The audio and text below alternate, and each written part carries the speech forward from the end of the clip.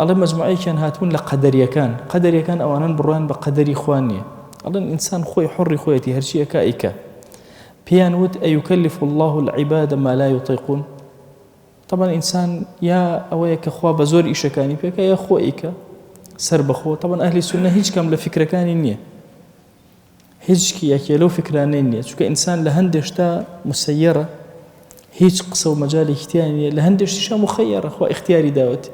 يان أقربنا اختياري جزئي وكلي أكو أهل السنة تقريري أكن أفرمون إنسان اختياري جزئي هي اختيار كلي كبدس خوي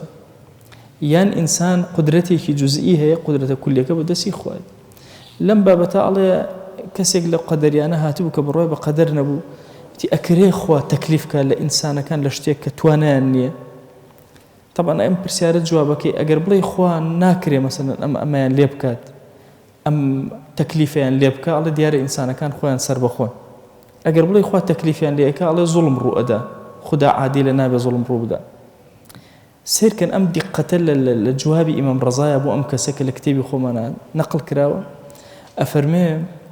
كاتي أم برسياريان ليكر فرموي هو أعدل من ذلك خوا زور عادل ترى لويك إيه برسياري لي أكن زور عادل ترى لويك تكليف بخات سر عبد كان كتوانا النبي مثلا بنمونا مثلا خوا أمر ما بيبقى نابي بهيش وزنان بخوين قد خوا أمر بإنسان كان ناكا طبيعي إنسان كان أو نان بخون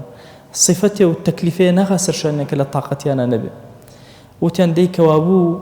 هرشيشتك خوان بيانا أي كان فرموي هم أعجزوا عن ذلك أو أن زور لو لا واسترن كبتوان أو إيش جيب كان أبم شوازة جوابي دانا وكلمات كان يريخ استوى بوين